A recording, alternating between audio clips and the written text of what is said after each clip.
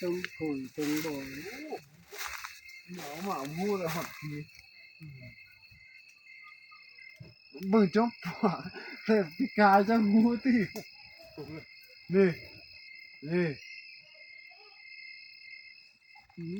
ngay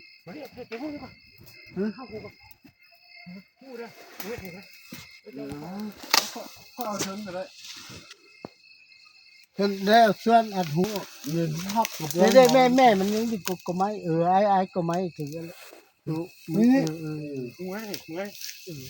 vần cao ấy rộ này kia này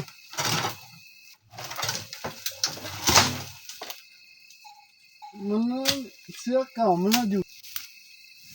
ở đấy cái này nè em thấy vật chưa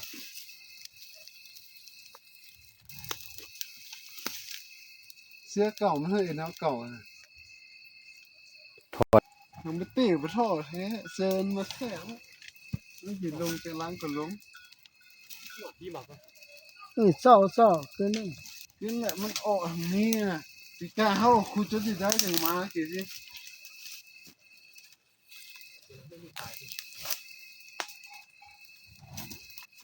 หมดแล้ว ลงเพียงไหมมันง่ายจับนะเนื้อส้มเลย เหมือนเขาซื้อมาพร้อมเดียวจากสักเครื่องว่าคือเฮา ซื้อขาดตัวเท่า เทมือถามว่าเอาคอย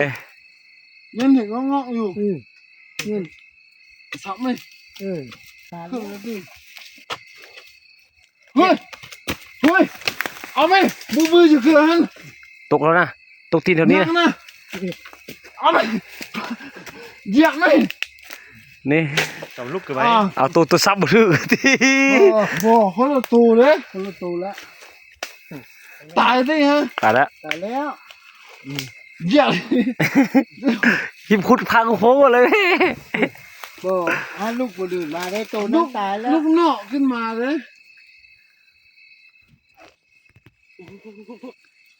หิมคุด ไอ้ดีแล้วสิยังชุดเป็นเมาอยู่เลย แต่ตอนนี้บุมีละมีแต่บุแล้ว มันออกอื่นหน่อย โอ้คนอื่นแล้ว นี่แหละเขาว่าตัวนี้ เห็นไหม ขุดไหมทำสร้าง โอ้หูนั้นมาที่ บ่ หิมคุดนะนึงมันคืนได้ เลยเดินไปย่านอยู่ทุ่งนั่นแหละ ตายแค่ บึงแม่เลย เป็นเดือนละ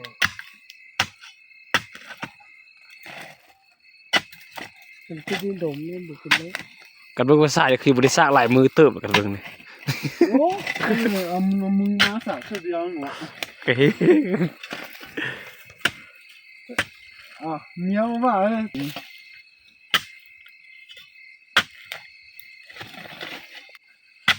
คือทำไมอย่างเงี้ย บึงเกี่ยมมือไว้เลย นี่ก็เก็บไม่แช่ไว้นี่แหละ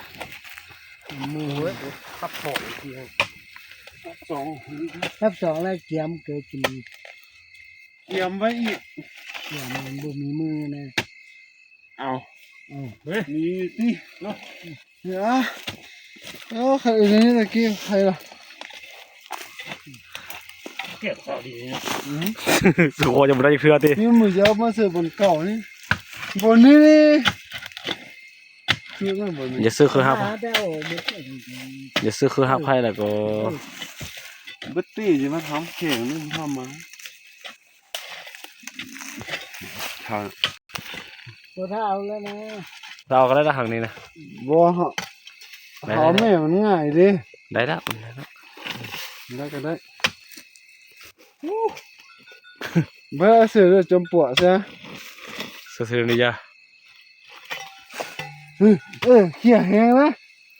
เนี่ยโอ้คู่ครับได้อันนี้ก็อันมันกินมากเอาเลย เอาถูก ใส่ แน่คุณจ่ายเอาโอ้คุณจ่าย ที่นู่นทีนี้ เอาถูกเฮ้ย บอกว่าเอาเก็บอันนี้ก่อนอันนี้แหละมันสิบายเฮาเลยเนี่ยคุณละ มีอะไรทีนี้ ปั๊บมาสิบรถนะเฮานะมันโอเคนะเฮาเคยกินแล้วมันมากนะโอ้ นี่ก็ปัวนี่ก็คิด เอาไปกินละไปกินแล้วจะเคี่ยแห้งอะไรไหม โอ้ลงลึกแท้ มึงใส่เดียวเลย เป็นเรื่องก็ดีเลย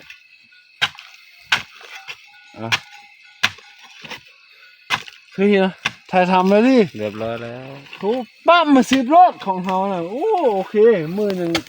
นั่นอยู่ ยังควันดิ่งอยู่ โอ้ลมละ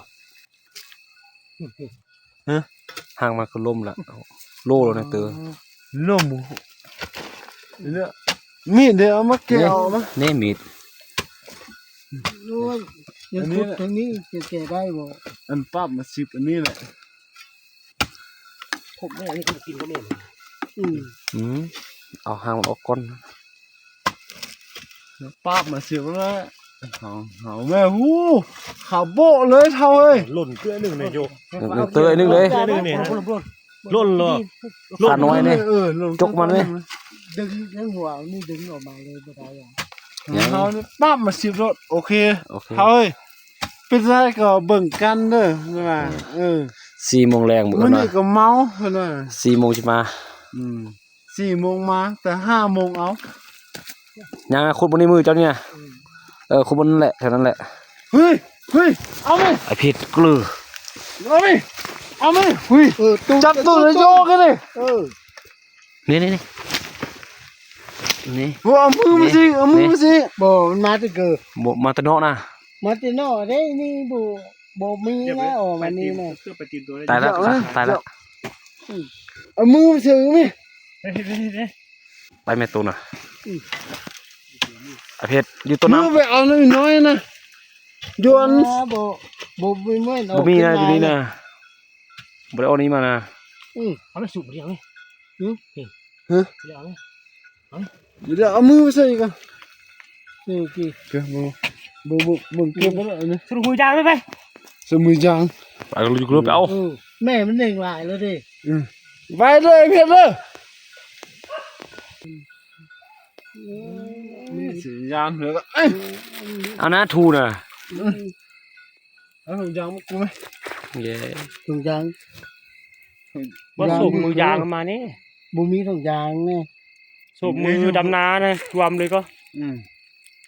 แกะเลยเนาะ น้อยพี่น้อย แกะเลยดู เขี่ยลงนั้นก่อนแม่มาก่อนแม่น่ะ เครียดนะเพชรทันก็ทันมาทันก็ดับมันไม่มา เมื่อ เอา มา มือยางมาดู ยังน้อยกว่านี้นะเจ้าว่า ก็เลยกุยมาแล้วมาแล้ เขี่ยว ลงก็ดู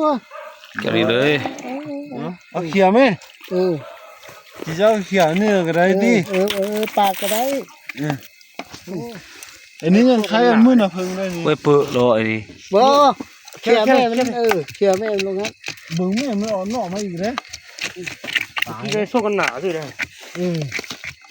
จับตู้โยกัน โอ้ย